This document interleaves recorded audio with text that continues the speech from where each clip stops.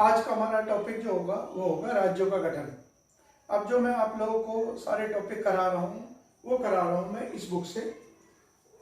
एक तो ये वाली बुक है जिसका उल्लेख मैंने कर रखा आप लोगों को, जो मेरे नाम से है, सामान्य अध्ययन लिखा हुआ है इसके ऊपर, और डी केराटी मेरा नाम भी लिखा हुआ है। और दूसरी जो है, जिनके पास वो वाली बुक नहीं है वो ये वाली बुक ले सकते हैं, जो यूपीएसआई के लिए विशेष तौर पर मैंने प्रकाशित करी। तो ब्रिटिश समय पर भारत में जो भौगोलिक स्थिति थी, उस भौगोलिक स्थिति का वर्गीकरण या उसका डिमार्केशन किस प्रकार से था। जैसे आप यहाँ भारत का नक्शा देख पा रहे हैं, तो यहाँ पर अंग्रेजों के समय पर ये व्यवस्थित स्थिति थी कि भारत में 11 तो प्रांत थे जिन्हें कहा जाता था प्रोविंस। ये वो प्रोविंस या प्रांत थे जिन पर सीधे अंग्रेजों का शासन था। इनके लिए अंग्रेज जो है वो गवर्नर की नियुक्ति करते थे। इन्हें तो कहते हैं प्रांत। और इसके अंदर ही चुनाव होते थे। जैसे 1937 में भारत में चुनाव हुए, तो इन चुनाव के बाद इनमें मुख्यमंत्री का भी चुनाव किया जाता था। यानी कि एक प्रकार से चुनी हुई सरकार जो है वो इन प्रांतों में थी। तो प्रांतों की संख्या उस समय पर कितनी थी? 11 प्रांत थे भारत के अंदर। एक तो ये स्थिति। दूसरा क्या था? दूसरा वो हिस्सा था जिन पर सीधे जो गवर्नर जनरल है वो शासन करते थे। उसे आगे चलकर हमने क्या कहा? संघ शासित प्रदेश, यूनियन टेरिटरी जो थे वो थे जिन पर सीधे गवर्नर जनरल प्रशासन करता था। यहां पर जनता अपने प्रतिनिधियों का चुनाव नहीं करती थी। यानी कि यूनियन टेरिटरी की जो आज स्थिति है वो उस समय। और तीसरी क्या थी? तीसरी थी कि अंग्रेजों ने भारत में रियासतों को अनुमति दी थी कि वो अंग्रेजों की अधीनता को स्वीकार कर ले और उसके बाद वो प्रशासन अपना स्वयं का चलाए। यहां जो रियासतें थी इनको कहते थे प्रिंसली स्टेट्स। ये जो प्रिंसली स्टेट्स थे ये पूरी तरह स्वायत्त थे।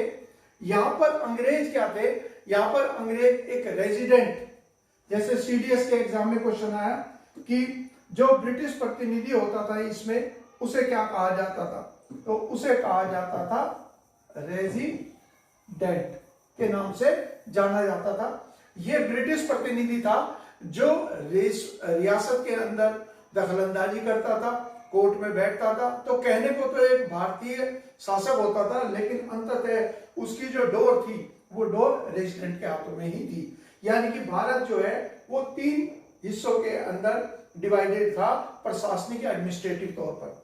इसके अलावा अगला पॉइंट आ गया कि भारत पर जो शासन करने वाली विदेशी शक्तियां थी उसमें एक तो थे अंग्रेज, ब्रिटिश, जिनका शासन जो है, यानी कि एक जो थे वो तो हो गए ब्रिटिश। अब जो ब्रिटिश थे इन्होंने भारत के सबसे बड़े हिस्से पर कब्जा किया और इन्होंने 15 अगस्त 1947 को इन्होंने भारत को स्वतंत्रता प्रदान कर दी। तो अंग्रेज तो चले गए। इसके अलावा भारत में 2 अन्य विदेशी शक्तियां भी थी जिनका शासन था। वो कौन कौन सी थी? वो कहलाती है दूसरी फ्रांस या फ्रेंच कहते हैं, यानी कि फ्रांस का कब्जा था कुछ हिस्सों पर। और तीसरी जो है वो कहलाती है पुर्तगाली या पोर्टुगीज। इनका भी भारत के कुछ हिस्सों पर कब्जा था।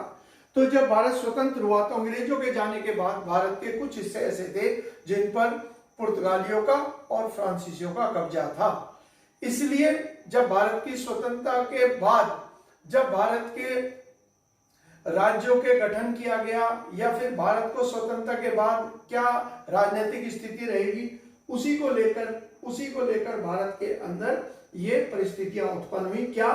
एक तो ये थी कि जो रियासतें थी उन रियासतों को यह विकल्प दिया गया कि या तो वो भारत में जुड़े या वो पाकिस्तान में, यानी कि तीसरा विकल्प जो है वो उनको प्रदान नहीं किया गया।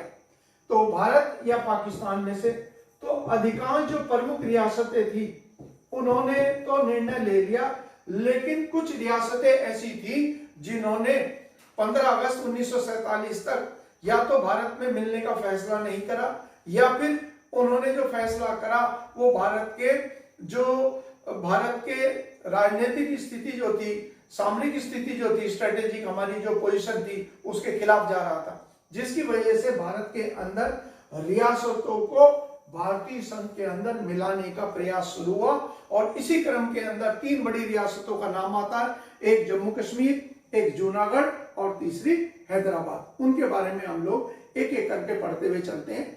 और जैसे मैंने आपको बताया कि पुर्तगालियों का भी कब्जा था, फ्रेंच का भी कब्जा था, तो कौन सी स्थिति कब थी उस चीज के बारे में करते हुए चलेंगे। अब यहां पर हमारा जो पॉइंट है वो आ गया अगला।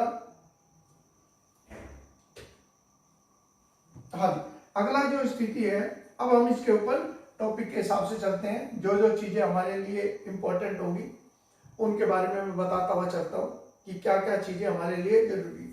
अब जैसे मैंने कहा हमारे लिए, अब इसको तथ्यात्मक जो चीजें हैं उनको पढ़ते हुए चलते हैं, क्या क्या चीजें हमारे लिए तथ्यात्मक रूप से महत्वपूर्ण है।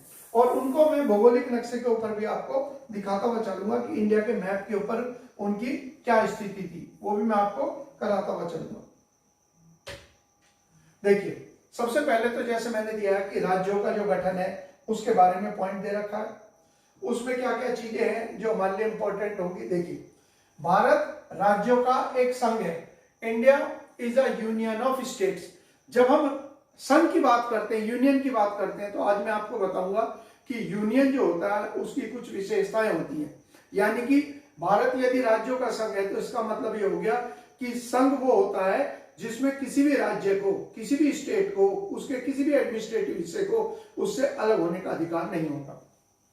भारतीय संघ राज्यों के बीच में कोई समझौते का परिणाम नहीं। इसके विपरीत अमेरिका को देखिए, अमेरिका के अंदर जो राज्य हैं उनको माना जाता है कि उन्होंने अलग अलग समय के ऊपर अमेरिका राष्ट्र के अंदर शामिल होने का निर्णय लिया। इसीलिए यूएसए को क्या कहते हैं, यूनाइटेड स्टेट्स ऑफ अमेरिका, यानी कि संयुक्त राज्य। तो वहां पर संभवतः इस प्रकार की स्थिति तकनीकी तौर पर उत्पन्न हो सकती है कि अगर कोई राज्य कहे कि वो अलग होना चाह रहा है तो संभवतः वो अलग हो सकता है। इसके बाद आ गया कि भारत की भौगोलिक सीमा में उस समय पर कितनी स्वायत्त रियासतें थी। आपको मैंने अभी बताया था रियासतें क्या थी। रियासतें वो थी कि प्रिंसली स्टेट्स जिनके ऊपर शासन जो था वहां के स्थानीय शासक का था और उन्होंने अंग्रेजों की अधीनता, सॉवरेनिटी जो है स्वीकार कर ली थी। उनके समक्ष जो है केवल 2 विकल्प रखे गए। अब ये जो संदर्भ है कि उनके सामने 2 विकल्प रखे गए। अब उस चीज में जाने से पहले जरा हम देख लेते हैं कि क्या स्थिति उत्पन्न हुई थी। अगर हम इस में देखें कि तकनीकी तौर पर, ये देखिए, ये पॉइंट दे रखा है यहां पर मैंने आप लोगों को कि रियासतों के लिए क्या प्रावधान थे। जब भारत का बंटवारा हुआ तो बंटवारे को कांग्रेस ने इस शर्त पर स्वीकार करा कि देश के 2 से अधिक बंटवारे नहीं होंगे। इसीलिए कहा गया कि बंटवारे, और ये जो भारत का जो बंटवारा था वो कौन से कानून के तहत बंटवारा किया गया, क्योंकि भारत पर शासन किसका था, ब्रिटिश संसद का। इसीलिए ब्रिटिश संसद और ब्रिटिश पार्लियामेंट के अंदर एक कानून पास हुआ जिसे कहते हैं इंडिया इंडिपेंडेंस एक्ट। इसी को कहा जाता है भारत स्वतंत्रता अधिनियम। इसमें आप यहां पर ये लिखा हुआ है भारत स्वतंत्रता अधिनियम, इसे कहते हैं इंडिया इंडिपेंडेंस एक्ट। इंग्लिश में अगर लिखना चाहे इंडिया इंडिपेंडेंस एक्ट के नाम से जाना जाता था। और इस एक्ट का क्या महत्व है भाई, देश के अंदर जो संविधान है, कॉन्स्टिट्यूशन है, वो कब लागू हुआ, वो लागू हुआ 26 जनवरी 1950 को। 26 जनवरी 1950 से पहले भारत के अंदर जो व्यवस्था थी उस व्यवस्था का आधार क्या था, उस व्यवस्था का आधार जो है वो था, या बेस क्या था, 18 जुलाई 1947। इसमें क्या निर्णय लिया गया, देखिए इसके अंदर ये निर्णय लिया गया कि भारत में जो रियासतें हैं उन रियासतों के जो शासक थे, कुछ जगह नवाब कहलाते थे, कुछ जगह निजाम कहलाते थे, कहीं पर महाराजा कहलाते थे, तो वे जो निर्णय लेंगे वही निर्णय जो है अंतिम माना जाएगा। इसका मतलब ये है कि किसी भी रियासत के अंदर जनता को यह अधिकार नहीं था कि वो ये निर्णय ले कि वो किस पक्ष में जाना चाहते हैं। तो ये स्थिति उस कानून के अंतर्गत दी गई थी। ये हमारे लिए याद रखना इस चीज को जरूरी है कि उसमें निर्णय नहीं था। अब अगली स्थिति जो है वापस आते हैं, फिर यहां से देखते हैं क्या क्या था। तो अधिकांश जो रियासतें थी उन्होंने तो निर्णय ले लिया, लेकिन कुछ रियासतें जो थी 15 अगस्त तक ये अनिर्णय की स्थिति में बनी रही, अर्थात ये निश्चय नहीं कर पाई कि पाकिस्तान में जाना है या भारत में जाना है।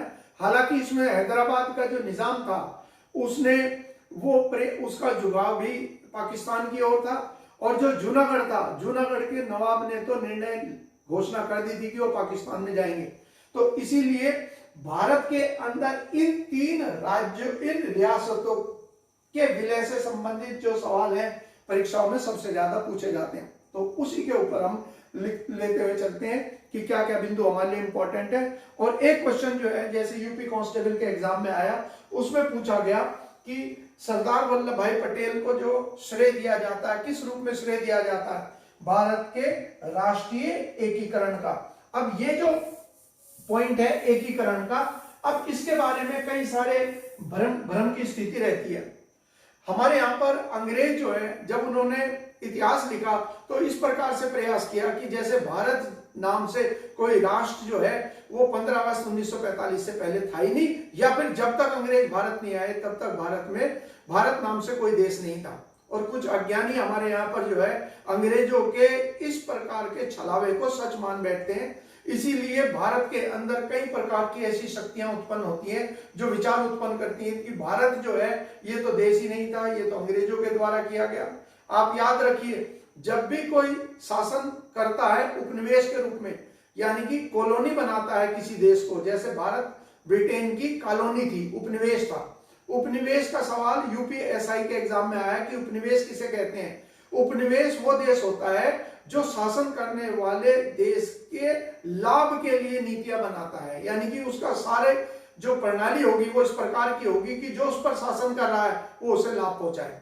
तो जब कोई भी शासन करता है तो वो कुछ प्रकार के तर्क, कुछ प्रकार की फिलॉसफी उत्पन्न करता है ताकि लोग भ्रमित बने रहें।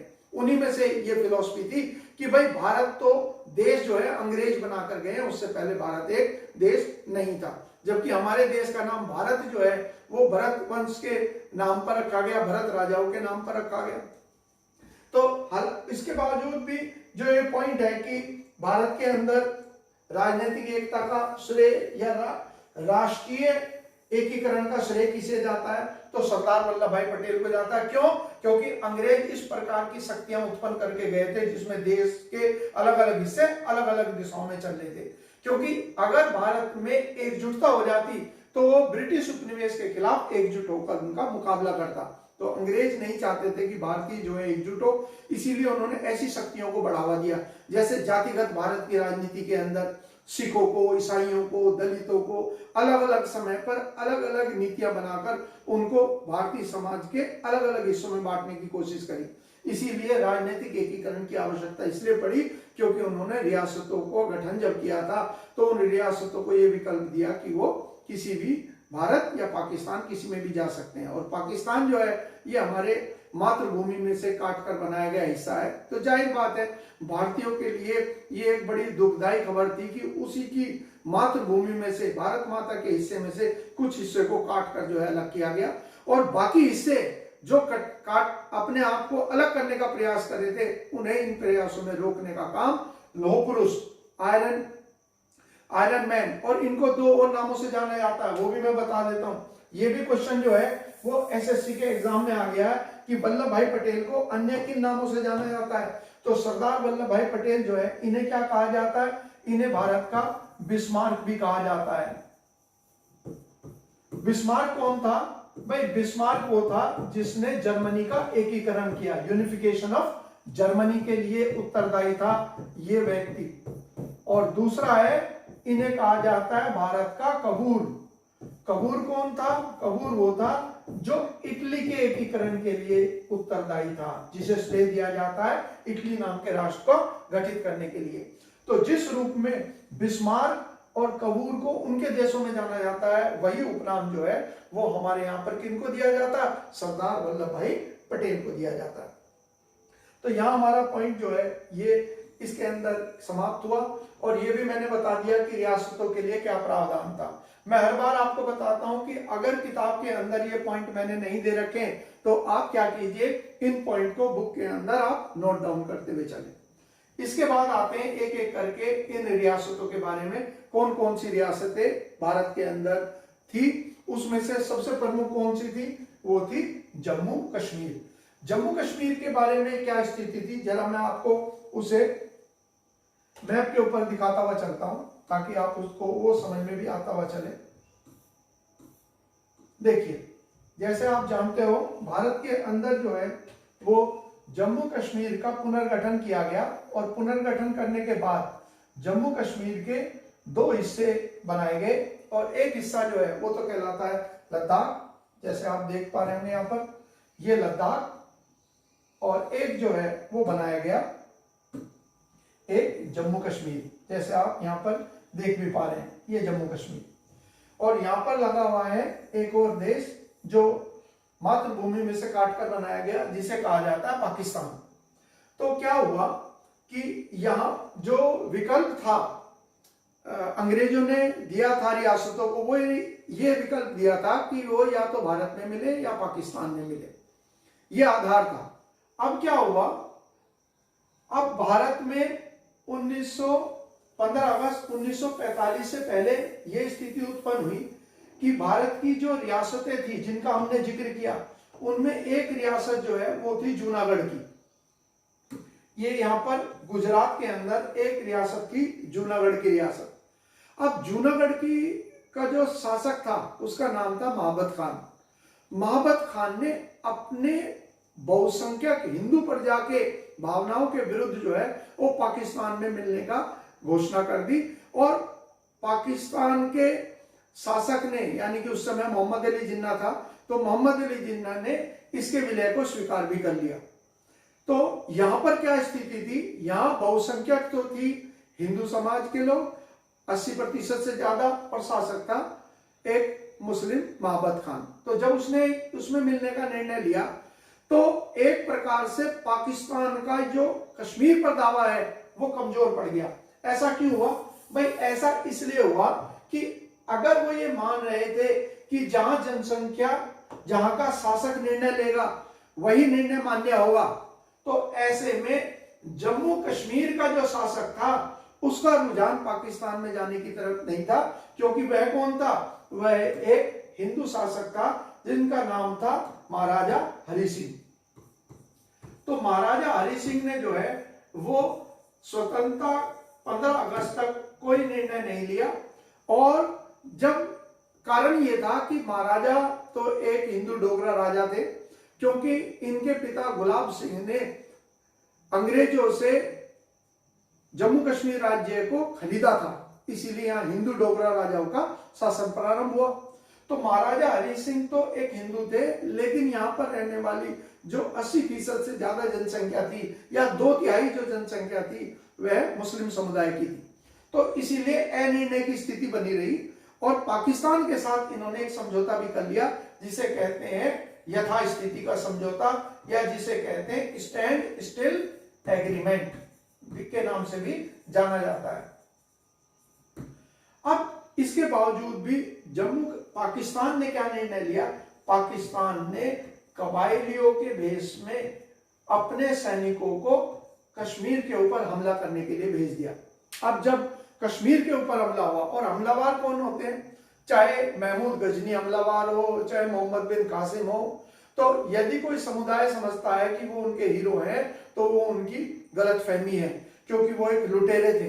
अगर लुटेरे को धन मिलेगा किसी भी समुदाय के लोगों से, या विरोध का सामना करना मिलेगा उन्हें किसी भी समुदाय के सामने, तो वो उसका कत्लेआम करेगा। वही काम इसके अंदर हुआ। जब ये कबायली जो है यहाँ पर और पाकिस्तानी सैनिक अंदर घुसाए, तो इन्होंने वहां के लोगों पर, जम्मू कश्मीर के लोगों के ऊपर अत्याचार और लूटमार शुरू कर दिया, क्योंकि सारे के सारे अराजक तत्व थे। इसीलिए इन्होंने सैनिकों की तरह अनुशासन चूंकि इनमें नहीं था, इसीलिए मारकाट करने लगे। ये समय कौन सा था भाई, ये समय था 22 अक्टूबर 1947। तो 22 अक्टूबर 1947 को जब यहाँ पर ये कत्लेआम शुरू हो गया तो यहाँ के महाराजा हरि सिंह ने भारत सरकार से आग्रह करा कि भाई हमें सुरक्षा पहुंचाई जाए, और भारत सरकार ने इसके लिए उनके सामने शर्त रखी कि वो भारत में विलय करें। और इस प्रकार से 26 अक्टूबर 1947 को जम्मू कश्मीर के महाराजा ने भारत के साथ विलय की संधि पर हस्ताक्षर कर दिए। यहां आकर पाकिस्तान जो है, और पाकिस्तान की जो विचारधारा है या पाकिस्तान की जो ये सोच है कि कश्मीर उसका हिस्सा है, क्योंकि यहाँ के अधिकांश मुसलमान हैं, तो उनको इस चीज का जवाब नहीं मिलता कि जब जूनागढ़ के अंदर ऐसी स्थिति थी कि वहां का बहुसंख्यक तो हिंदू समाज था, या फिर सरदार वल्लभ भाई पटेल के सामने जब जिन्ना ने कहा कि यहाँ पर मुसलमान ज्यादा हैं तो हमारे साथ मिलने चाहिए, तो सरदार पटेल ने स्पष्ट कहा कि अगर ऐसा है तो जूनागढ़ और हैदराबाद इन दोनों के दोनों हिस्सों को तुम्हें छोड़ना होगा, क्योंकि यहाँ की बहुसंख्यक हिंदू समाज है। तो अगर ये कानून कश्मीर में लागू होगा तो यही कानून जो है वो हैदराबाद और जूनागढ़ में भी होगा। और मोहम्मद अली जिन्ना क्योंकि एक साजिशकर्ता, एक चालाक व्यक्ति था, धूर्त भी था, तो इसीलिए उसने यहां पर तो चाहा कि उसके मनमानी नियम लागू हो, कहां पर, जम्मू कश्मीर में। लेकिन जब बात आई हैदराबाद की और जूनागढ़ की तो वहां पर वो कन्नी काटने लगा, और उसने इस तरीके का कोई भी जो प्रस्ताव है उसे ठुकरा दिया। क्यों? क्योंकि वो मानता था कि ये जो हैदराबाद था, जो आज तेलंगाना के अंदर हैदराबाद पड़ता है, ये राज्य इतना विस्तृत था और यहाँ का जो निजाम था, वो निजाम जो है उस समय दुनिया का सबसे धनी व्यक्ति माना जाता था, यानी कि एक संपन्न क्षेत्र था, और पाकिस्तान चाहता था कि यह संपन्न क्षेत्र जो है वो उसके अधिकार में आए। इसीलिए जब ऐसा विकल्प उसके सामने दिया गया कि कश्मीर का नियम दोनों जगह लागू हो, तो उसने अस्वीकार कर दिया। यही कारण है कि तार्किक तौर पर, सैद्धांतिक तौर पर कश्मीर के ऊपर जो पाकिस्तान का दावा है, वो दावा पूरी तरह कमजोर और समाप्त हो चुका है। अब वापस जो है हम उसी पॉइंट के ऊपर आते हैं जहां से हमने शुरू किया था, जो तथ्यात्मक पॉइंट में आप लोगों को पढ़ा रहा था, उसके अंदर करते हैं। यहां पर मैं आपको जो हमारे जो तथ्यात्मक पॉइंट्स हैं उनके बारे में कर रहे हैं, वापस उसी पे आते हैं। देखिए, तो यहां पर ये दे दिया गया कि महाराजा हरि सिंह, इनका नाम आ गया। महाराजा हरि सिंह ने किस लिए भारत में विलय किया? क्योंकि जब कत्लो गारत शुरू होगी, कत्लेआम शुरू हो गया, महिलाओं के साथ दुष्कर्म होने लगे, लोगों को लूटपाट किए जाने लगा, तो जाहिर बात है उन्होंने भारत सरकार से मदद का आग्रह करा। और आपने अभी पढ़ा होगा कि 27 अक्टूबर को हमारे यहाँ पर क्या मनाया गया था? अभी 27 अक्टूबर को हमारे यहाँ मनाया जाता है इन्फेंट्री डे, इसे कहते हैं पैदल सेना दिवस। ये क्यों मनाया जाता है? वो इसलिए मनाया जाता है क्योंकि 27 अक्टूबर को भारतीय सैनिकों ने कश्मीर में पहुंचकर इन घुसपैठियों को बाहर खदेड़ दिया, जिसकी वजह से हर साल हम इनके साहस की गाथा को स्मरण करने के लिए, याद रखने के लिए हर साल हम इन्फेंट्री डे के रूप में मनाते हैं। तो यहाँ पर 2 तारीखें जो है आपके लिए इंपॉर्टेंट है, जैसे मैंने आपको बताया सीडीएस में, और ये भी क्वेश्चन आ सकता है जो मैंने अभी बताया। 2 तारीखें कौन कौन सी बताई मैंने आपको?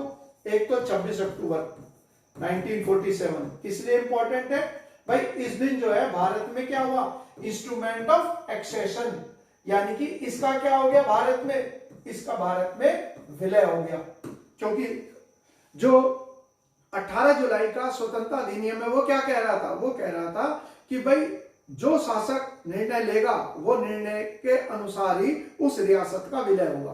तो जाहिर बात है उसने भारत में मिलने का निर्णय लिया महाराजा हरि सिंह ने, और इसको 6 अगस्त 2019 को जब भारत की सरकार ने एक ऐतिहासिक फैसला करा, जो भारत की इतिहास में हमेशा याद रखा जाएगा, वो था कि जम्मू कश्मीर का पुनर्गठन किया गया, रीऑर्गेनाइजेशन ऑफ जम्मू कश्मीर।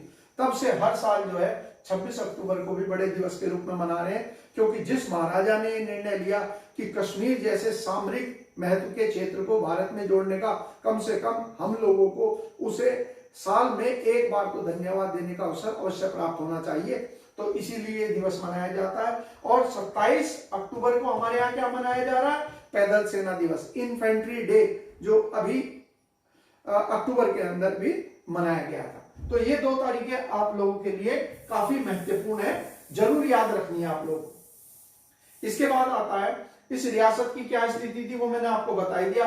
3/4 आबादी जो है वो मुस्लिमों की थी, लेकिन इस 3/4 आबादी के नियम का पालन जो है वो हैदराबाद में नहीं हो रहा था और जूनागढ़ में नहीं हो रहा था। इसीलिए केवल ये लिखित में भरे, लेकिन इसका कोई सैद्धांतिक आधार नहीं था।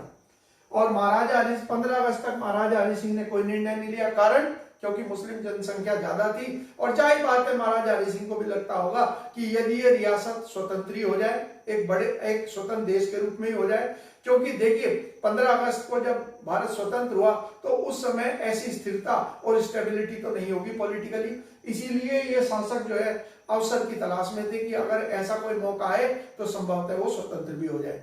लेकिन पाकिस्तान ने ऐसा मौका उन्हें नहीं दिया, हमला कर दिया, जिसकी वजह से जो है उन्होंने पाकिस्तान के हमले से बचने के लिए ही उन्होंने एक समझौता भी कर लिया था यथास्थिति। यहीं पर ही पाकिस्तान ने सबसे बड़ी भूल करी कि जिस शासक ने उनके साथ यथास्थिति बनाने का निर्णय लिया था और संभवतः वो पाकिस्तान में विलय के लिए मजबूर भी कर दिए जाते, उसका उल्लंघन करना पाकिस्तान को भारी पड़ा। इसीलिए आज 2021 में भी पाकिस्तान जो है बिलबिलाता है और वो प्रयास करता है, 10 जगह बातें करता है कि जी पाकिस्तान, कश्मीर भारत का हिस्सा है। भाई कश्मीर तुम्हारा जब तो हो जाता जब तुम शांति से बैठे रहते और वहां की जनता को निर्णय, वहां के महाराजा को मजबूर किया जाता जनता के द्वारा कि भाई पाकिस्तान में विलय करो। लेकिन जब तुमने उस समझौते का उल्लंघन करके उस राजा पर हमला कर दिया, उसने जान बचाने के लिए भारत से समझौता किया और उसके बाद जो सिद्धांत था उस सिद्धांत के अनुसार तो इसे भारत का ही हिस्सा होना था। आपके लिए इंपॉर्टेंट क्या होगा? इंपॉर्टेंट होगा 26 अक्टूबर वाली, जो मैंने आपको, ध्यान कीजिए, मैंने आपको बताया सीडीएस के एग्जाम के अंदर इससे संबंधित जो है क्वेश्चन पूछा गया था कि 26 अक्टूबर किस लिए महत्वपूर्ण है। भाई 26 अक्टूबर 1947 इसलिए महत्वपूर्ण है क्योंकि जम्मू कश्मीर जो है वो भारत का अभिन्न अंग बन गया और संभवतः किसी के भी जीवन काल में अगर कोई भारतीय अंतिम सांस तक जीवित रहेगा इस मातृभूमि में, तो कश्मीर जो है वो भारत से कभी भी कोई भी अलग नहीं कर पाएगा।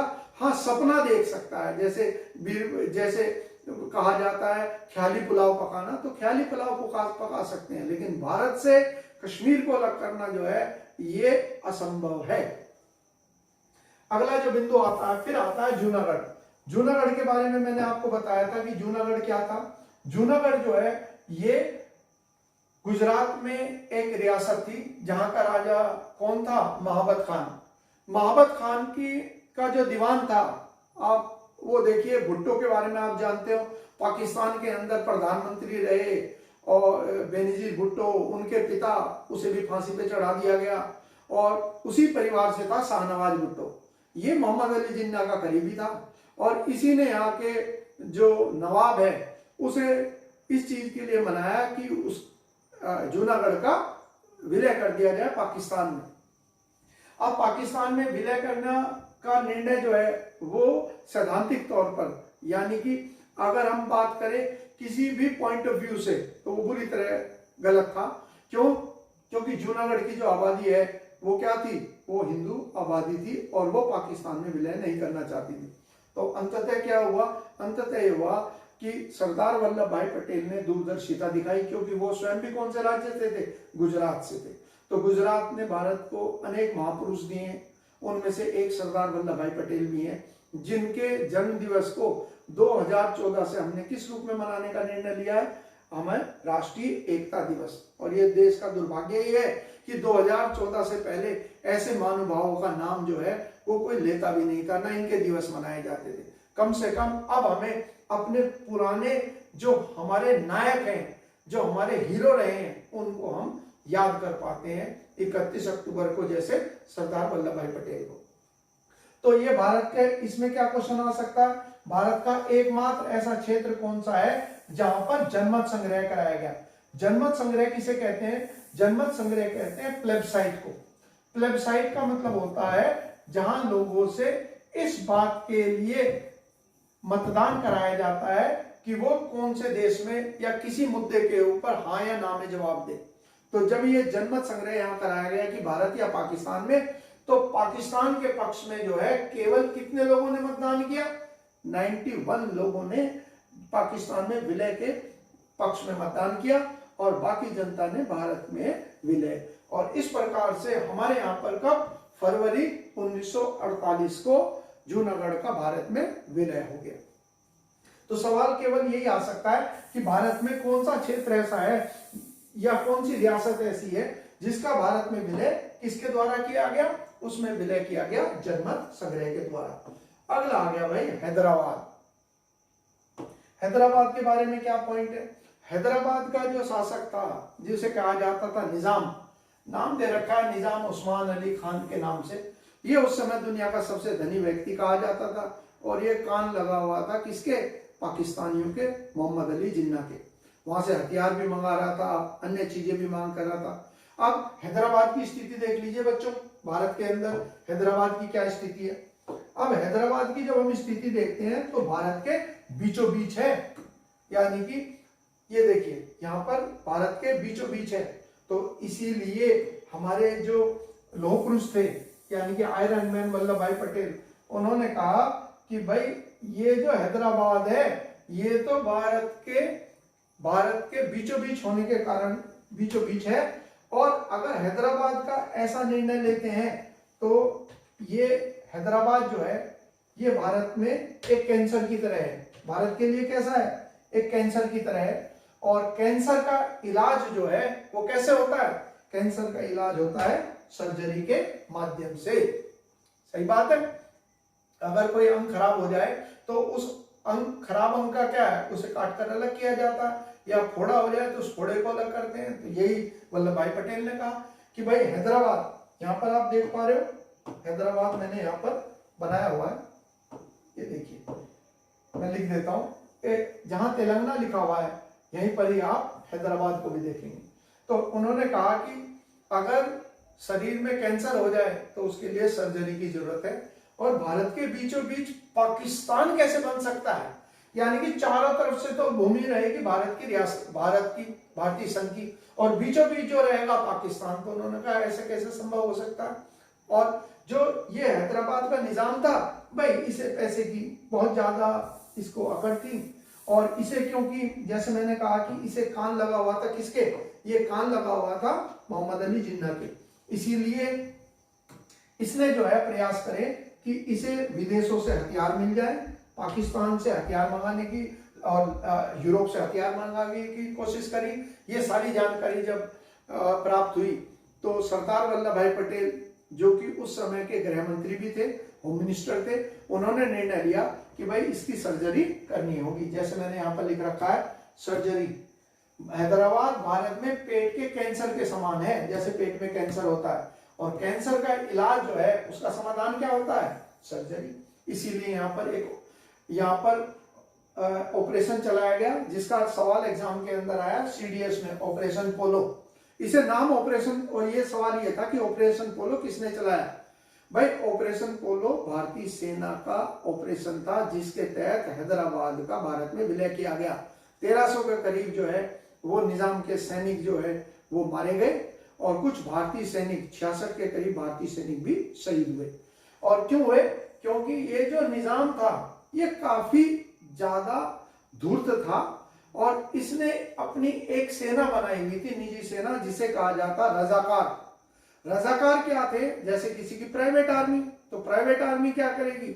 उसका कोई अनुशासन तो होता नहीं, उसका कोई संविधान नहीं होता, वो तो एक व्यक्ति विशेष के प्रति समर्पित होता है, उसी का आदेश का पालन करता है। तो इन्होंने यहाँ की हिंदू जनसंख्या के ऊपर जबरदस्त अत्याचार करने शुरू करे। इन चीज को देखते हुए जब निजाम ने कहा कि मैं करोड़ों हिंदुओं को यहाँ पर कत्ल कर दूंगा यदि उसके खिलाफ कार्रवाई करी गई, तो सरदार वल्लभ भाई पटेल ने कहा कि भाई ये जो ब्लफ है, जैसे पाकिस्तान कहता है कि अगर हमारे साथ कुछ किया तो हम परमाणु हमला कर देंगे, तो आपने देखा होगा हमने उनके खिलाफ सर्जिकल स्ट्राइक करके वो जो ढकोसला था कि हम परमाणु बम चला देंगे, उसे खत्म किया। वही काम वल्लभ भाई पटेल ने किया।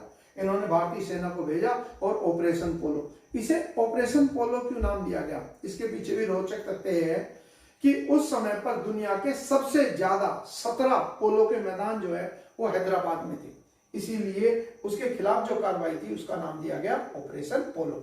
तो 2 क्वेश्चन यूपीएससी में आए। एक तो आया कि ये जो ऑपरेशन था पोलो, ये ऑपरेशन पोलो जो है ये किसके द्वारा चलाया गया, तो हमारा उत्तर होगा भारतीय सेना का। और दूसरा था कि ऑपरेशन पोलो के तहत भारत में कौन सी रियासत को या कौन से प्रिंसली स्टेट को भारत के अंदर मिलाया गया। हमारा उत्तर क्या होगा, हमारा उत्तर होगा ये हैदराबाद रियासत का भारत में विलय किया गया 1948 के अंदर। तारीख क्या थी, सितंबर में। तो हमारा क्रम क्या होगा, सबसे पहले कौन सा मिलाया गया 1947 में, सबसे पहले जम्मू कश्मीर को मिलाया गया। कब, 26 अक्टूबर 1947 को। 26 अक्टूबर को जम्मू कश्मीर, 26 अक्टूबर 1947 जम्मू कश्मीर को। उसके बाद फरवरी 1948 में विलय किया गया किसका, जूनागढ़ का, जूनागढ़। और उसके बाद सितंबर 1948 में अंत में हैदराबाद का भारत में विलय किया गया। इस तरीके से भारत के अंदर इन प्रमुख राज्यों का विलय किया गया। इसके अलावा और भी अनेक थे, खैर उनके बारे में एग्जाम के अंदर कोई क्वेश्चन क्योंकि नहीं पूछे जाते, इसीलिए मैं भी उनको छोड़ देता हूं। अब जब देश स्वतंत्र हो गया तो भाई दूसरी समस्या उत्पन्न शुरू होगी। दूसरी समस्या क्या थी, दूसरी समस्या थी कि भाई राज्यों का पुनर्गठन किया जाए। क्यों, अंग्रेजों ने भारत के अंदर जो राज्यों का गठन किया था उसका आधार क्या था, प्रशासनिक सुविधा। इसीलिए उन्होंने क्या करा, उन्होंने जो तमिल बोलने वाले थे उनको, तो तमिल बोलने वाले जो क्षेत्र थे उनका विलय जो है उन्होंने कर दिया इनके साथ में, कन्नड़ बोलने वालों के साथ में या मलयाली बोलने वालों के साथ में, उनके साथ उनका विलय कर दिया गया। और जो मलयाली बोलने वाले थे वो भी किन के साथ जुड़े हुए थे, तमिल प्रांत के अंदर। यानी कि भारत के अंदर जो प्रांत थे उस समय पर उनका गठन जो है वो प्रशासनिक आधार पर किया गया। जैसे जैसे प्रशासनिक सुविधा होती रही उनका गठन किया जाता रहा। अब देखिए यहां पर मैं दिखाता हूं आपको, जैसे ये वाला पोर्शन है तो हमारे यहां पर क्या है, यहां देखिए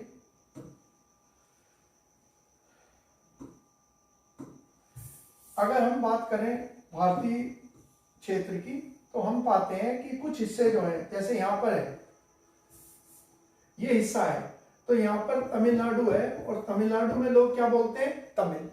तो जो तमिल प्रांत था इसमें आंध्र प्रदेश के तेलुगु भाषाई और केरल के मलयाली और कर्नाटक के कन्नड़ बोलने वाले ये भी शामिल कर दिए गए।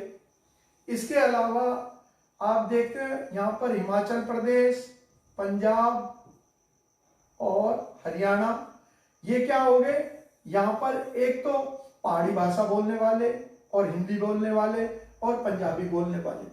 तो भारत के अंदर अंग्रेजों ने जब शासन शुरू करा तो अलग अलग समय पर अलग अलग क्षेत्रों को जीतते रहे और इस हिसाब से प्रशासनिक सुविधा के अनुसार उनको एक जगह जोड़ दिया। तो जब देश स्वतंत्र हुआ तो ये मांग उठने लगी कि भारत में राज्यों का पुनर्गठन किया जाए। किस आधार पर, भाषाई आधार पर, यानी कि रीऑर्गेनाइजेशन की मांग उठने लगी। किस आधार पर, on the basis of linguistic basis या on the basis of language. यही आधार है जिसके बारे में अभी हम ये देख रहे हैं कि किस प्रकार से भारत के अंदर अलग अलग समय पर जो है वो इन मांगों को उठाया गया। किसके लिए, भाषाई आधार पर। तो ये पॉइंट जो है इसके बाद हमारा आएगा ये रहा। तो इसी के बारे में हम पढ़ रहे थे कि भाषाई आधार पर। ये देखिए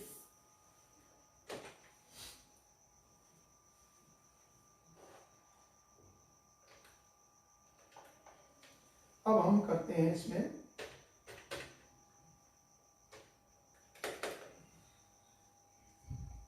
अभी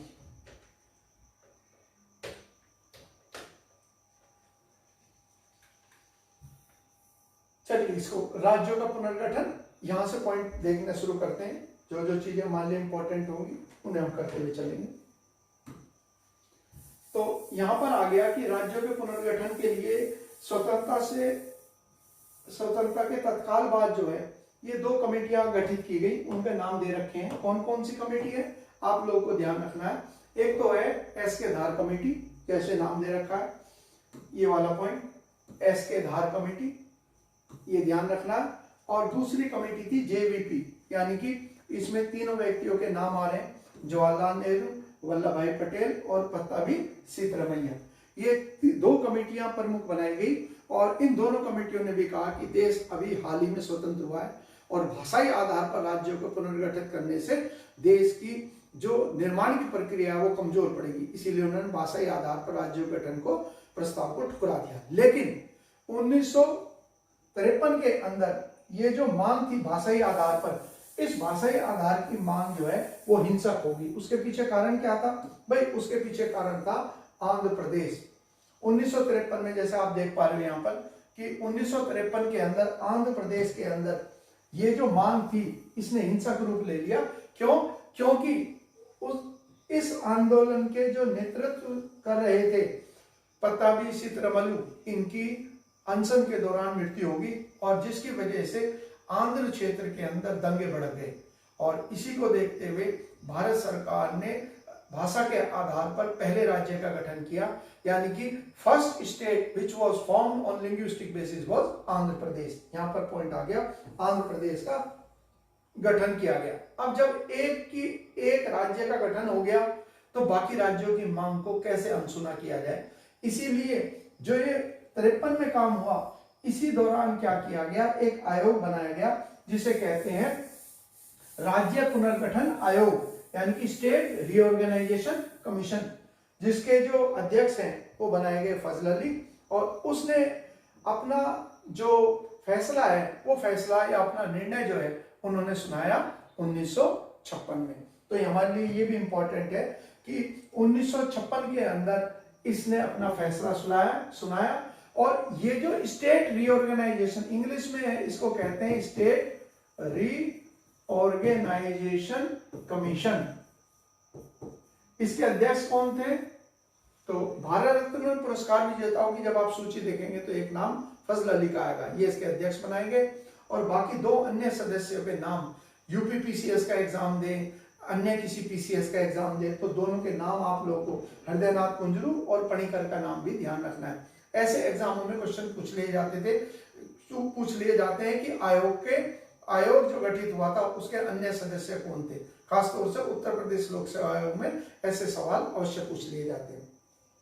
एक क्वेश्चन जो आया ये डीपी कांस्टेबल के एग्जाम में कि भारत में राज्यों का गठन, राज्य नहीं, अगर वो सिंगल पूछे तो हमारा उत्तर होगा भाषा के आधार पर पहली बार राज्य का गठन 1953 आंध्र प्रदेश। यदि पूछे भाषा के आधार पर राज्यों का गठन किस वर्ष किया गया तो हमारा उत्तर क्या होगा 1956 के अंदर।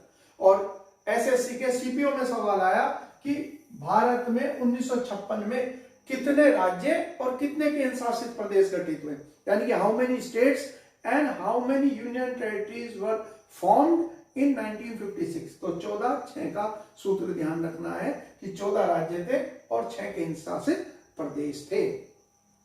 इसके अलावा भारत में क्योंकि एक संघीय ढांचा है, और संघीय ढांचे का मतलब क्या होता है भाई? संघीय ढांचे का मतलब होता है कि राज्य जो हैं उन्हें कुछ अधिकार तो हैं, लेकिन भारत में संघ जो है वो इस प्रकार का है कि जैसे हाथी के खाने के दांत तो कुछ और दिखाने के और। जो हाथी के 2 दांत दिखाई देते हैं वह दांत जो है होते हैं जो सामान आदि ढकेलने के लिए इस्तेमाल होते हैं, भार उठाने के लिए, लेकिन जो खाने के दांत होते हैं वो अंदर होते हैं। इसी प्रकार से भारत को कहते तो हैं एक संघ है, यूनियन है, लेकिन इसके अंतर्गत कई सारे फीचर्स जो हैं वो किस प्रकार के हैं? फेडरेशन और यूनियन दोनों के मिक्स हैं। इसीलिए भारत को कहते हैं सेमी फेडरल या अर्ध संघात्मक ढांचा। इसके बारे में हम चर्चा करेंगे। तो यहाँ पर कई चीजें हैं कि भारत को एक संघ तो माना गया है, लेकिन कुछ मामलों के अंदर राज्यों को जो अधिकार है उन्हें सीमित कर दिया गया है। जैसे ये पॉइंट दे दिया कि यदि विदेशी ऋण प्राप्त करने हैं, ये तो हम देखते हैं कि भारत के मुख्यमंत्री विदेशों के दौरे करते हैं। दौरे इसलिए करते हैं ताकि वहां के लोगों को, निवेशकों को, इन्वेस्टर्स को ये बता सकें कि भारत की जो स्थिति है वो निवेश के लिए बेहतर है, आप भारत में पैसा लगाएं। लेकिन अगर वो लोन देंगे तो भारत का जो वित्त मंत्रालय है, फाइनेंस मिनिस्ट्री है, उसके थ्रू उन्हें पैसे प्राप्त होंगे। वो स्वयं सीधे जो है विदेशों से पैसे प्राप्त नहीं कर सकते। अगला जो बिंदु है, ध्यान रखिए, भारत में राज्यों के गठन का आधार क्या है? अगर ये सवाल आने लगे तो भाई हमारा आधार क्या होगा? हम पढ़ ही रहे हैं, भाषाई और सांस्कृतिक एकरूपता के आधार पर। क्यों? क्योंकि जो भाषा है वो संस्कृति को जन्म देती है, ऐसा माना जाता है। तो भारत में राज्यों का गठन का आधार कभी भी कोई क्वेश्चन आए तो आप कहेंगे भाषागत, या इंग्लिश में इसको कहते हैं लिंग्विस्टिक बेसिस। ये हमेशा ध्यान रखना है, ये आधार है देश के अंदर राज्यों के गठन का। जैसे आपने कहा तेलुगु बोलने वाले जो है वो अलग हुए और उन्होंने आंध्र प्रदेश बनाया। किससे अलग हुए? वो मद्रास प्रांत से। मद्रास जो प्रोविंस थी उससे वो सेपरेट हुए। इस प्रकार केरल जो मलयाली बोलने वाले हैं, कर्नाटक के कन्नड़ी बोलने वाले हैं, इन सब के नाम भी आते हैं, इसी कारण से आते हैं। अगला जो बिंदु है वो दे दिया कि 1950 में भारत के संविधान के संग में राज्यों को किस श्रेणी में डिवाइड किया गया था? भाई देखो, जैसे हमारे संविधान के अंदर वर्तमान में 25 भाग हैं, उनमें से जो 7वां भाग है, 7वां भाग, ये 7वां भाग जो है ये निरस्त हो गया। क्यों समाप्त हो गया? क्यों इसको डिलीट कर दिया गया? क्यों? क्योंकि जब देश स्वतंत्र हुआ था, कब? 1947 में, और हमारा संविधान लागू कब हुआ? 26 जनवरी 1950 को। तो 1950 से लेकर और जब राज्यों का पुनर्गठन हुआ, आपको ध्यान है अभी मैंने बताया कि राज्यों के पुनर्गठन करने के बाद 14 राज्य, 6 केंद्र शासित प्रदेश कब बने? 1956 में। तो जाहिर बात है ये जो अंग्रेजों ने डिवीजन करा था ब्रिटिश समय पर, वो 4 कै, खे, गे और घे के अंदर, उसकी कोई आवश्यकता नहीं। इसीलिए भारत में 7वां हिस्सा जो है वो 7वां भाग संविधान का वो खत्म किया गया, और ये जो डिवीजन किया गया था अंग्रेजों के द्वारा, इस डिवीजन को भी हमने क्या किया? समाप्त कर दिया। ये बिंदु इसके अंदर उल्लेखित किया गया। जैसे यूपीएसआई के एग्जाम में आया था कि संविधान का कौन सा हिस्सा जो है वो निरस्त कर दिया गया है, तो हमारा उत्तर जो है वो इसी से संबंधित आएगा कि 7वां भाग। इसके बाद आ गया कि जैसे मैंने आपको शुरू में बताया था कि भारत के अंदर अंग्रेज तो चले गए, कब गए? 1947 में, लेकिन भारत के अंदर अन्य विदेशी भी थे, पुर्तगाली और फ्रेंच। और भारत के किन किन हिस्सों के ऊपर उन्होंने अपना कब्जा जमाया, उनके बारे में मैं आपको बता देता हूं कि जैसे ये हिस्से हो गए, यहां पर देखिए, यहां दादर नगर हवेली आदि के बारे में जिक्र कर रखा है, तो इनको मैं बता देता हूं आपको।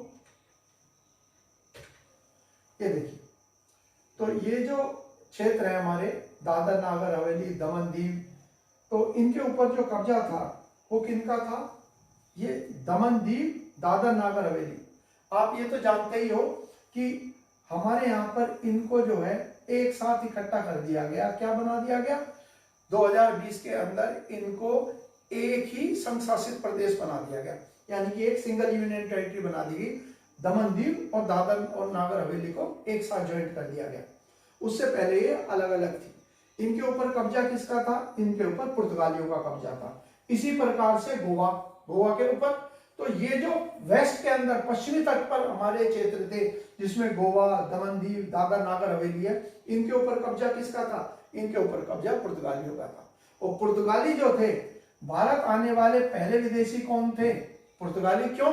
वास्को डी गामा कब आया भारत के अंदर? 1498 में। तो सबसे पहले भारत आने वाले विदेशी कौन थे? पुर्तगाली। और भारत को छोड़कर अंत में जाने वाले, सबसे अंतिम भारत से पलायन करने वाले विदेशी कौन थे? वो थे पुर्तगाली। पुर्तगालियों ने इतनी आसानी से गोवा को भारत के सुपुर्द नहीं करा। भारत ने इनके खिलाफ जब सैन्य कार्रवाई करी तो उसी से घबरा कर ये भागे, और लंबे समय तक ये अंतर्राष्ट्रीय मंचों के ऊपर भारत के खिलाफ अपनी अभियान चलाते रहे, ये कहते हुए कि पुर्तगाल जो है वो गोवा पुर्तगाल का हिस्सा था और जबरदस्ती भारत ने उसे कब्जा लिया है। तो ये हिस्सा है, हो गया इधर की तरफ, दोनों के दोनों आप ध्यानपूर्वक देख लेंगे। और एक हो गया हमारा पुदुचेरी। ये पुदुचेरी जो था, इसके ऊपर कब्जा किसका था? इसके ऊपर कब्जा था फ्रांस का, ये भी ध्यान रखना आपको। तो इस प्रकार से 1954 के अंदर जो है वो पुदुचेरी को फ्रांस ने भारत के सुपुर्द किया। चंडीगढ़ कांस्टेबल के एग्जाम में क्वेश्चन आया था। और इसके अलावा इनके बारे में क्वेश्चन आ सकता है कि कब कौन से राज्य का गठन हुआ। मैंने ये जो आपको पूरा का पूरा चार्ट, ये जो मैप दे रखा है, इस मैप के अंदर जो है, ये बुक के अंदर तो नहीं होगा आपको, क्योंकि ये तो पढ़ाने के लिए इस्तेमाल होता है। यहाँ अगर आप चाहेंगे तो स्क्रीनशॉट जो है आप लोग इसका ले सकते हैं, और उस स्क्रीनशॉट में आपको ये सारी चीजें मिल जाएंगी कि कौन सा, या मैं एक तरफ हो जाता हूँ, ये देखिए यहाँ पर सब चीजें मिल जाएंगी आपको, कौन से राज्य का गठन जो है वो कब किया गया, ये सारे पॉइंट जो है आपको इसमें उल्लेखित मिल जाएंगे। थोड़ा सा बता, ये भी दे दिया मैंने, लक्षद्वीप के बारे में भी बता दिया, और बाकी सारे के सारे उल्लेखित सब। उम्मीद है कि बिल्कुल साफ आप लोगों को दिखाई दे रहा हो। अब वापस करते हैं उसी पॉइंट के ऊपर जहां पर हम चल रहे हैं। अब है जो ही उसी पॉइंट पर आते हैं जो हमने कहा राज्यों का गठन। तो दादर नगर हवेली के बारे में मैंने आपको बता दिया।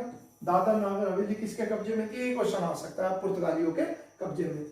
1954 से 61 तक यहाँ का प्रशासन किसके द्वारा था? ये कोई इतना इंपॉर्टेंट नहीं। ये इंपॉर्टेंट हो गया कि गोवा के ऊपर इन्होंने कब्जा कब छोड़ा। गोवा के ऊपर इन्होंने कब्जा जो है वो छोड़ा 1961 के अंदर।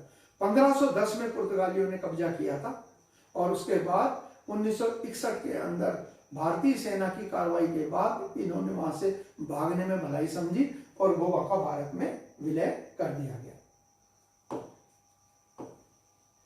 इसके अलावा गोवा के साथ साथ और कौन सा था? गोवा के साथ साथ दमनदीव, इसका भी भारत में विलय कर दिया गया। तो ये जो पश्चिमी तट था हमारा, वेस्टर्न कोस्ट था, उसके ऊपर जो है पुर्तगालियों का ही अधिकार था। 1954 में फ्रांस ने भारत के सुपुर्द किया, ये भी इंपॉर्टेंट मैंने आपको बताया, इसका ध्यान रखना है। और फ्रांस ने पुदुचेरी, कराईकल और माहे, ये 3 हिस्से हैं। अब इसके बारे में जो है मैं आपको बता देता हूँ, एग्जाम में क्वेश्चन आया है। ये देखिए, मैं यहाँ पे नक्शे पे बता देता हूँ। ये तमिलनाडु राज्य है, और तमिलनाडु में यहाँ पर तो है पुदुचेरी, और तमिलनाडु में ही ये हिस्सा जो है ये कहलाता है कराईकल।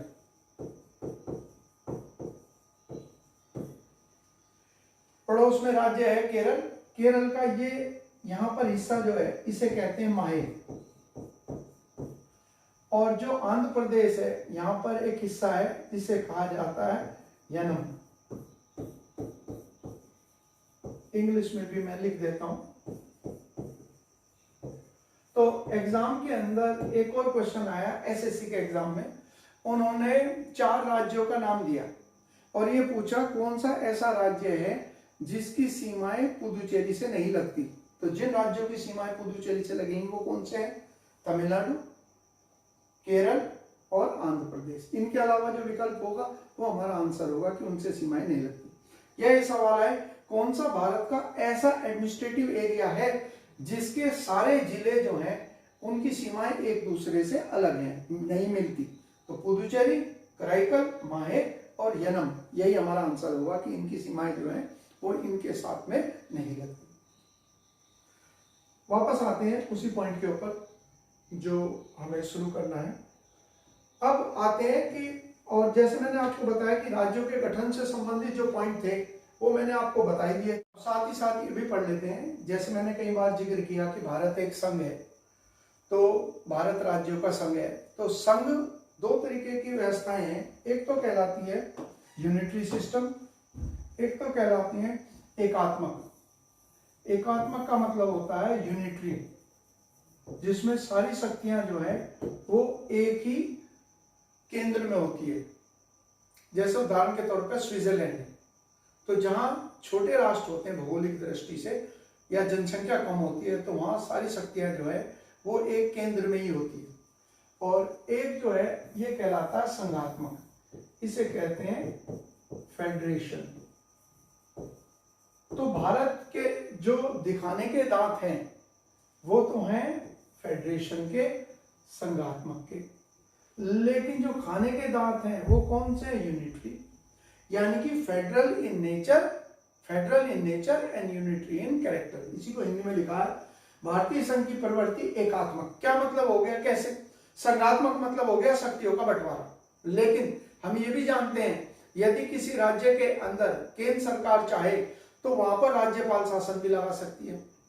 या कुछ समय पहले आपने सुना हो 2017 में जीएसटी लागू हो गया, जबकि सेल्स टैक्स, बिक्री कर, जिसको हटाकर जीएसटी लाया गया है, सेल टैक्स का जो अधिकार है वो संविधान ने राज्य को दिया था, लेकिन केंद्र सरकार ने, सेंट्रल गवर्नमेंट ने उस अधिकार को समाप्त करके सारे अधिकार जीएसटी के स्वयं प्राप्त कर लिए। तो इस प्रकार से कहने को तो फेडरेशन है, शक्तियों का बंटवारा है, लेकिन हम ऐसी परिस्थितियां भी देखती हैं जहां सारी शक्तियां जो है वो केंद्र के अधिकार में आ जाती हैं। इसीलिए भारत को कौन सी व्यवस्था कहा जाता है? भारत को कहा जाता है अर्ध संघात्मक स्ट्रक्चर, यानी कि सेमी फेडरल स्ट्रक्चर जो है वो भारत को कहते हैं। इसीलिए अर्ध संघात्मक कहते हैं। यहां पर मैं लिख देता हूं कि इंडिया किस प्रकार का स्ट्रक्चर है, ये है, इसे कहते हैं अर्ध संघात्मक, और इंग्लिश में कहते हैं क्वासी फेडरल। ठीक है। अब एक क्वेश्चन एग्जाम में आया एसएससी के, उसमें पूछा, 4 विकल्प दिए और 4 विकल्प देकर पूछा गया कि निम्न में से कौन सा ऐसा बिंदु है जो बताता है कि संबंधित जो है वो क्षेत्र कैसा है? संघ है, यानी कि फेडरेशन है। तो मैंने कुछ उसके बिंदु दे रखे हैं, उन बिंदुओं के आधार पर हम कह सकते हैं। और भारत का एग्जाम्पल आप ध्यान रखिए कि भारत जो है वो फेडरेशन के जैसा है। वास्तविक रूप में जो संघ है, फेडरेशन है, वो है यूएसए। और यूनिटरी की, एकात्मक की बात करेंगे तो स्विट्जरलैंड का एग्जाम। भारत इन दोनों का मिला जुला स्वरूप है।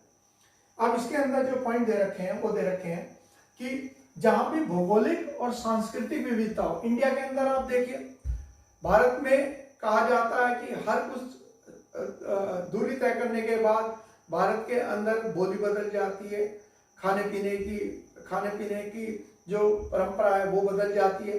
तो इसलिए जहां सांस्कृतिक विविधता हो और जो भौगोलिक दृष्टि से विशाल क्षेत्र हो, दक्षिण भारत में तमिलनाडु है, 1960 के दशक में वहां अलगाववाद उत्पन्न हुआ, हिंदी भाषा का जबरदस्त विरोध हुआ और कई तरीके का अलगाव की सीमाएं जो है वो अलगाव से संबंधित उन्होंने कई आंदोलन चलाए। लेकिन जब दक्षिण भारतीय भी प्रधानमंत्री बनने लगे, जैसे पीवी नरसिम्हा राव, दक्षिण भारतीय गृह मंत्री बनने लगे पी चिदम्बरम, तो एक प्रकार से जो अलगाव है वो धीरे धीरे कम होता गया, क्योंकि सत्ता में हिस्सेदारी मिलनी शुरू होगी। तो जहां पर अगर एकात्मक होती तो जाहिर बात है उत्तर भारत की जनसंख्या सबसे ज्यादा है, तो उसमें सत्ता के ऊपर पकड़ जो है एक ही क्षेत्र विशेष की होती। तो इसीलिए भौगोलिक दृष्टि से जो बड़े क्षेत्र होते हैं वहां संघात्मक ढांचा ही अपनाया जाता है, और जहां सांस्कृतिक विविधता हो, ताकि सभी पक्षों को सत्ता में हिस्सेदारी मिल जाए। संघीय ढांचे के अंदर अधिकांश राज्य को सत्ता में भागीदारी का अवसर प्राप्त होता है। किस हिसाब से? आप ये देखिए सीटों का आवंटन। जैसे उत्तर प्रदेश में सबसे ज्यादा लोकसभा की सीटें हैं, लेकिन उत्तर प्रदेश के बाद जो है सीटों की संख्या किसकी आती है? महाराष्ट्र की 48 सीटें, यूपी में 70 सीटें। तो इस प्रकार से सीटों का आवंटन करके एक तरीके से भागीदारी सभी क्षेत्रों की सुनिश्चित कर दी जाती है।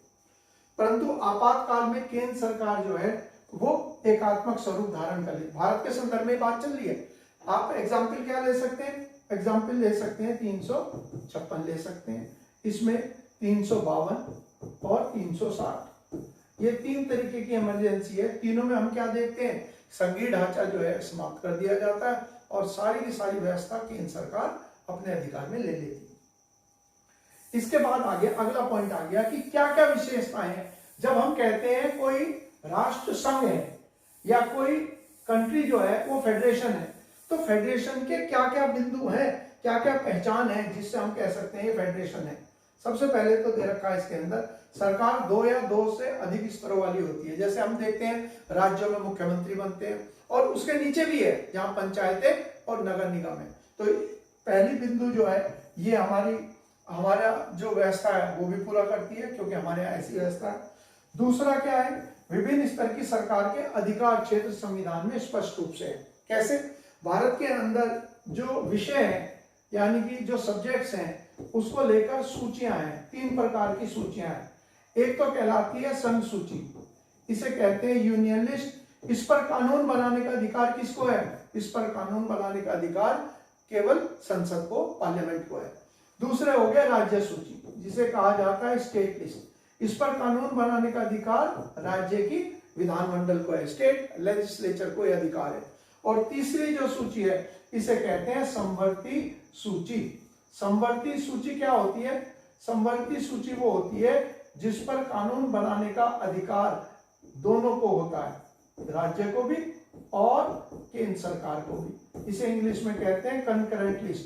तो एक प्रकार से हम कहते हैं कि संघ की दूसरी परिभाषा भी भारत के संदर्भ में खरी उतरती है, क्योंकि हमने विषय को क्या कर रखा है, 3 हिस्सों के अंदर डिवाइड करके स्पष्ट वर्गीकरण कर रखा है। अगला हो गया, इसका एक लिखित संविधान होता है। तो अगर हम ब्रिटेन की बात करें, आप ये जानते हो हमारे संविधान के 70% से अधिक भाग को हमने कहां से लिया है? ब्रिटेन से लिया है। लेकिन ब्रिटेन जो है एक संघ नहीं है, यानी कि एक फेडरेशन नहीं है। क्यों नहीं है? क्योंकि उसका एक रिटन कॉन्स्टिट्यूशन। दुनिया का सबसे बड़ा लिखित संविधान वो भारत का है। तो इसलिए हम इस तीसरी परिभाषा पर भी खरे उतरते हैं। चौथा हो गया स्वतंत्र न्यायपालिका, इंडिपेंडेंट जुडिशरी। मैंने आपको हाई कोर्ट और सुप्रीम कोर्ट के बारे में पढ़ाया हुआ, उसके बारे में जरूर आप लोग देख लेना, वीडियो है उन पे लिखा होगा सुप्रीम कोर्ट, हाई कोर्ट। और एक पॉइंट और बताता चलूं कि मैंने अपने डिस्क्रिप्शन के अंदर लिंक दिया हुआ है जो टेलीग्राम चैनल और व्हाट्सएप ग्रुप का है। ये दोनों के दोनों वो लिंक है जिसके ऊपर मैं प्रतिदिन करंट अफेयर्स अपलोड करता हूं। तो आप लोग उस लिंक को के माध्यम से टेलीग्राम चैनल को मैं चाहूंगा वो जरूर ज्वाइन करें, क्योंकि टेलीग्राम जो सॉफ्टवेयर है टेलीग्राम का वो हैवी नहीं है। उसके ऊपर अगर मैंने साल भर की न्यूज भी रखी हुई है तो वो हैंग नहीं होता। और इसके बनस्पत यदि मैंने व्हाट्सएप के ऊपर रखा है तो व्हाट्सएप जो है एक हैवी एप्लीकेशन है, इसीलिए मैं उसके ऊपर ज्यादा समय का मैटर जो है वो रख नहीं पाता, मुझे डिलीट करना पड़ता है। तो स्टूडेंट जो है ज्यादातर टेलीग्राम चैनल ही ज्वाइन करते हैं, क्योंकि वहां पर बहुत सारा मटेरियल जो है आप लोगों को पुराने समय का भी प्राप्त हो जाता है। तो स्वतंत्र न्यायपालिका में हमने क्या बता रखा भाई, न्यायपालिका में न्यायाधीशों की नियुक्ति जो है वो कौन करता है? वो स्वयं न्यायपालिका की एक कमेटी बनती है जिसको कहते हैं कोलेजियम। दूसरा हो गया कि जब इनके निर्णय को लेकर या इनके आचरण को लेकर ना तो संसद में, ना ही विधानमंडल में, स्टेट की लेजिस्लेचर में, ना प्रिंट मीडिया पे, ना इलेक्ट्रॉनिक मीडिया पर किसी भी प्रकार की आलोचना नहीं की जाएगी, यानी कि इनको किसी भी प्रकार के दबाव से मुक्त रखा गया। ये स्वतंत्र न्यायपालिका, इन्हें हटाने के लिए प्रक्रिया इतनी जटिल है कि आज तक एक भी न्यायाधीश जो है, जब से भारत गणतंत्र बना 26 जनवरी 1950 से, तब तक आज तक किसी को भी नहीं हटाया गया। इसके अलावा होगी वित्तीय स्वायत्ता। भाई वित्तीय स्वायत्ता के बारे में तो आप ये जान सकते हो कि भारत के अंदर जो राज्य हैं उनको विशेष अधिकार दे रखे हैं। किस मामले में? वो विभिन्न प्रकार के जो कर हैं, टैक्स हैं, उन्हें वसूल करने के लिए। तो वित्तीय स्वायत्ता के मामले में भी हम देखते हैं कि भारत जो है इस पे भी खरा उतर रहा है, क्योंकि अलग अलग स्रोत जो है सबके निर्धारित कर दिए गए। इसके अलावा संघीय प्रशासन व्यवस्था का उद्देश्य क्या है? भाई देश की अखंडता, एकता और अखंडता को बनाए रखना। क्योंकि यदि किसी भी भारत के हिस्से को, प्रशासनिक हिस्से को सत्ता में भागीदारी नहीं मिलेगी तो वहां पर अलगाववाद जो है उत्पन्न होगा, क्योंकि उन्हें जब संसाधन नहीं मिलेंगे या हिस्सेदारी प्राप्त नहीं होगी तो वहां पर उन्हें अलग होने का एहसास पैदा होगा। इसके बाद अगला जो बिंदु है वो आ गया राज्य का गठन कैसे होता है। अब बात आई सीधी, जब हम कह रहे हैं कि नए नए राज्य भारत में गठित होते हैं तो भाई ये प्रक्रिया बड़ी सरल सी है। हमारे यहाँ 3 अनुच्छेद आप लोगों को ध्यान रखने होंगे इस संदर्भ के अंदर, मैं यहाँ पर बताता हुआ चलता हूँ। 3 अनुच्छेद कौन कौन से हैं? आर्टिकल 22, 3 और 4, ये तीनों के तीनों जो अनुच्छेद हैं, आर्टिकल हैं, उनके बारे में क्या क्या है मैं बता देता हूं। आर्टिकल 2 तो ये कहता है कि किसी भी नए क्षेत्र को भारतीय संघ में शामिल करना, नए एरिया को इंडिया में शामिल करना। एग्जाम्पल हो गया सिक्किम। 1975 के अंदर सिक्किम के लोगों ने निर्णय लिया कि वो भारतीय संघ में शामिल होते हैं। हमारे कॉन्स्टिट्यूशन के अंदर संविधान में संशोधन किया गया, कॉन्स्टिट्यूशन में अमेंडमेंट किया गया और इसे भारतीय संघ का हिस्सा बना दिया गया। तो आर्टिकल 2 तो ये कहता है ऐसे किसी एरिया को भारत में भारतीय संघ में शामिल करना। तीसरा क्या है? न्यू स्टेट्स, नए राज्यों का गठित करना। फॉर एग्जाम्पल 2 जून 2014 को 1 जून 2014 को तेलंगाना का गठन हुआ। 31 अक्टूबर 2019 को जम्मू कश्मीर राज्य का पुनर्गठन हुआ और उसमें जम्मू कश्मीर और लद्दाख 2 अलग क्षेत्र बने। तो इसकी व्यवस्था हमारे यहाँ किस में करी गई? आर्टिकल 3 में। किसी का नाम बदलना हो, जैसे उत्तरांचल का नाम उत्तराखंड कर दिया गया था, ये 3 में। और चौथे में क्या बताया गया? चौथे में यह बताया गया कि अगर कोई भी काम या कोई भी संविधान में संशोधन अनुच्छेद 2 के तहत, आर्टिकल 2 के तहत या आर्टिकल 3 के तहत किया गया है, तो वो संशोधन जो है हमारे आर्टिकल 368 के तहत नहीं माना जाएगा। यानी कि आर्टिकल 368 जो आधार प्रदान करता है संविधान में संशोधन के लिए, कुछ विशेष जरूरतें पूरी करनी होती है जिसको बहुमत कहते हैं। इसमें बहुमत की आवश्यकता नहीं है, विशेष बहुमत की, इसमें सामान्य बहुमत की जरूरत है, यानी कि सिंपल मेजोरिटी। सिंपल मेजोरिटी किसे कहते हैं? सिंपल मेजोरिटी का मतलब होता है उस दिन जितने प्रेजेंट होंगे उनके आधे से ज्यादा यदि उसके पक्ष में मतदान करेंगे तो वो प्रस्ताव पारित हो जाएगा। इसी को कहते हैं सिंपल मेजोरिटी। अब पढ़ लेते हैं क्या क्या बिंदु इसके अंदर दिए गए हैं ताकि आप उस तथ्य को भी समझते हुए चलें।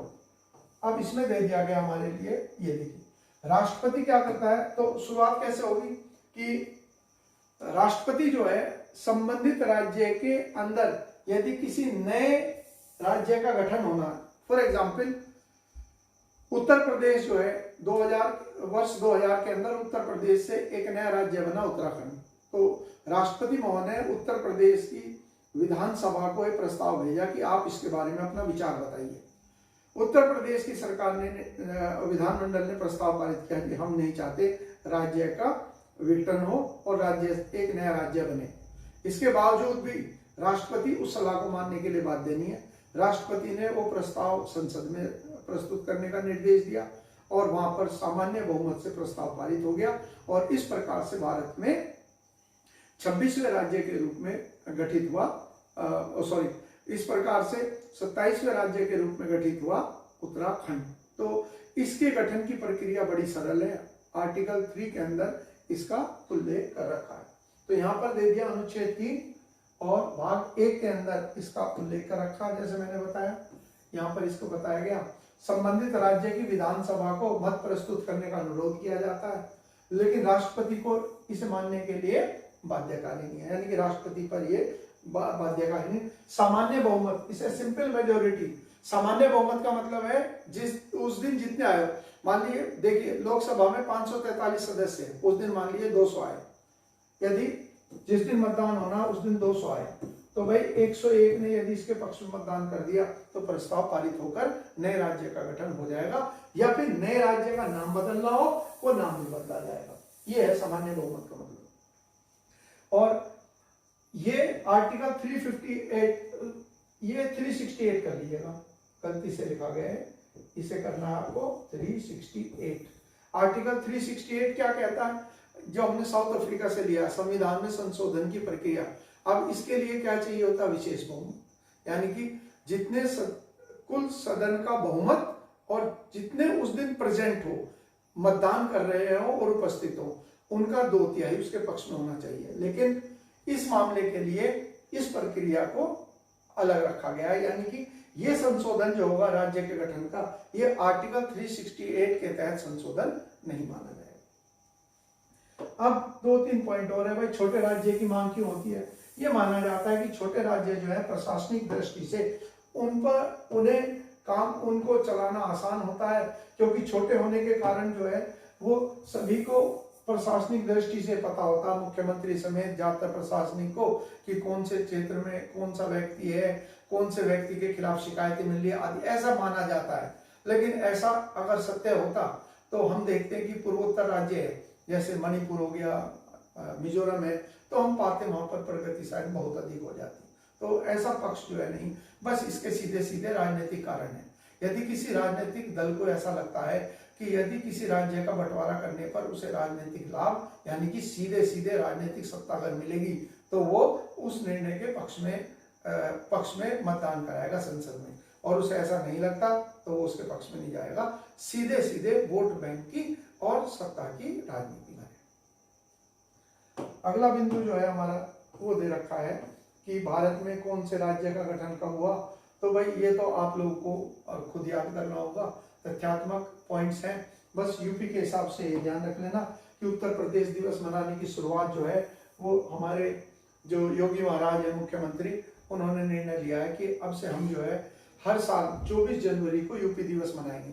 ऐसे उत्तर प्रदेश का गठन 1937 में हुआ था, लेकिन उस समय उसे कहते थे यूनाइटेड प्रोविंस, यूपी या संयुक्त प्रांत।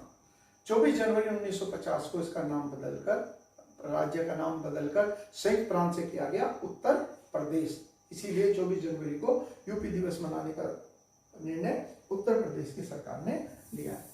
इसके अलावा कौन से क्षेत्र का नाम कब बदला गया, जैसे आप देखिए कि तमिलनाडु जो नाम रखा गया उससे पहले क्या था, मद्रास राज्य के नाम से जाना जाता था। कर्नाटक को मैसूर राज्य के नाम से। ये कोई ऐसी चीज नहीं है जिसके लिए मुझे आप लोग को कुछ समझाना पड़े। उड़ीसा का नाम पहले क्या था, उड़ीसा था। बॉम्बे कब कब नाम बदले गए, उन सब चीजों को आप देखते हुए चलना, उसके लिए मेरे को बताने की आवश्यकता नहीं। कौन से राज्य का गठन कब हुआ, ये भी तथ्यात्मक पॉइंट है, मेरे लिए इसमें कुछ समझाने जैसी आवश्यकता नहीं है। बस ये ध्यान रखना कि गोवा पर अधिकार को लेकर कौन सा ऑपरेशन चलाया गया, ऑपरेशन विजय। हालांकि कारगिल के दौरान भी हमने कौन सा ऑपरेशन चलाया था, ऑपरेशन विजय के नाम से ही कारगिल में भी हम विजय ऑपरेशन जानते हैं। लेकिन यहाँ भी इस संदर्भ में नाम आएगा तो गोवा का विकल्प देंगे, वहां पर आप उत्तर दे दीजिएगा। इसके अलावा कौन कौन सा कब, हाँ ये क्वेश्चन जो है एग्जाम के अंदर आया था कि शुरुआत के अंदर जो है वो सिक्किम को किस रूप में शामिल किया गया था। देखो सिक्किम को शुरू में शामिल किया गया था एसोसिएट राज्य के रूप में, और बाद में से पूर्ण राज्य के दर्जा देकर भारतीय संघ में शामिल किया गया। यूपीपीसीएस का क्वेश्चन। इसके अलावा जो सवाल आ सकता है फिलहाल वो आ सकता है कि नवीनतम जो राज्य हमारे यहाँ बना है वो कौन से है, या प्रशासनिक दृष्टि से क्या निर्णय लिया गया है। तो एक तो याद रहेगा कि भाई दादर और नागर हवेली का विलय करके एक नए यूनियन टेरिटरी का गठन कब किया गया, 26 जनवरी 1950। और भाई ये तो सबसे महत्वपूर्ण है कि जम्मू कश्मीर और लद्दाख, जम्मू कश्मीर के अंदर धारा 370 हटाने का निर्णय कब, 370 के कुछ अनुच्छेद हटाने का निर्णय कब लिया गया था, 6 अगस्त 2019। और बाद में इसका विघटन करके इससे 2 क्षेत्र बनाने का निर्णय कब लिया गया, ये निर्णय लिया गया 31 अक्टूबर 2019।